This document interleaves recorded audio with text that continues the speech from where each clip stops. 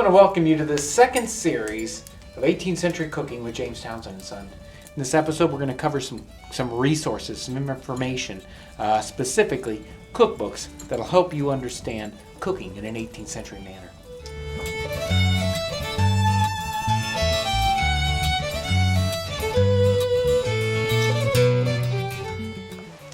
We have a number of requests from friends and from viewers for a cookbook that goes along with this cooking series. We thought it'd be much better to point you directly towards some of the resources that we use when we're preparing for a video. There are a number of excellent resources available online. We thought we'd condense a list down to just a few books, either available on our website or available in other places online, something that you would be able to start your library with without spending an awful lot of money. So, selecting the right cookbook has a lot to do with your historical focus. If you're trying to do a soldier, you need a particular kind of cookbook versus lower class civilian person, middle class, or upper class. It's going to be a completely different kind of book. For soldier cooking, there's one quick go-to book, Feeding the Frontier Army. Covers 1775 to 1865. So Revolutionary War all the way up into American Civil War. It focuses specifically on early 19th century, but soldier cooking does not change very much all through this time period. So this book is great for covering soldiers.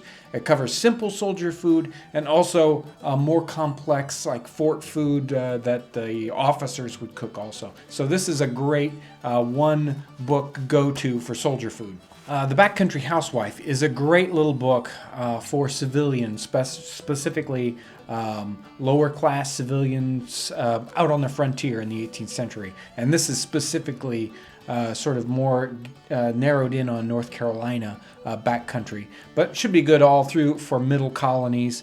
If you're doing extreme northeast, maybe it wouldn't be quite as applicable, but still a very good book for all sorts of simpler foods. Another really good resource is The Complete Housewife by Eliza Smith. Now this is a period cookbook. You can get reproductions from Amazon. We don't carry it in our catalog. You can also get a Google ebook, so you can get this for free and read it on your computer. And it's exactly like it was printed in the 18th century. These were printed first starting in about the 1730s or 40s, and they kept on printing these all the way up into the 19th century. They were available in North America, but it was specifically a British cookbook, and it really gives you a taste about exactly what the cooks had available to them in the time period. For modern readers, to understand this book, you need a different book. You need Martha Washington's cookbook, which is really helpful in understanding books like this one. So Martha Washington's cookbook is kind of like the key to any period cookbooks. It's specifically based off of a book that was in Martha Washington's possession that she used as a cookbook that was actually like a 17th century cookbook. But Karen Hess goes through that cookbook and all the notes that are in there, and then she really explains what's going on with the different recipes. She'll explain exactly what they meant by different words and how to do the different kinds of cookings. So this book really helps you kind of focus in and understand what those period cookbook, what those recipes were really, what they meant. They're very difficult to understand at times. There's a lot of period shorthand and a lot of words that just don't mean the same thing today. This is another book that isn't necessarily available at James Townsend & Son. You'll have to find it online, Amazon, or some other online bookseller. Make sure to look for Karen Hess's annotated version of Martha Washington's Book of Cookery. That's the version that you want. Another book that it's not necessarily a cookbook, it doesn't really have any recipes in it, but another book for helping to understand the historical context of foods is this book Taste. It's called Taste, A Story of Britain Through Its Cooking. And this book kind of gives you a real backed out view of what's going on with food and how it was prepared.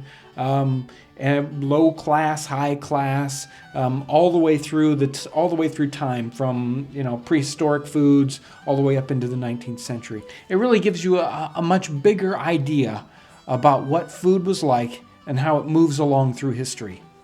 Because of the great amount of interest in the earthen oven videos that we did, we've gone ahead and we're carrying this book now, Build Your Own Earth Oven. This book covers building those earth ovens from start to finish and a lot of different variations. So this is a great resource if you're specifically interested in those earthen ovens. We've given you just a tiny taste of all the great resources that are available. Some of these things available on our website, another just huge quantity of information that's available on the internet in the form of articles or in period cookbooks. There's so many things available to really help you understand one of the most important aspects of 18th century reenacting. So I really encourage you to go out and check out all those great resources that are available. Also, make sure to check out our website and follow us on Facebook.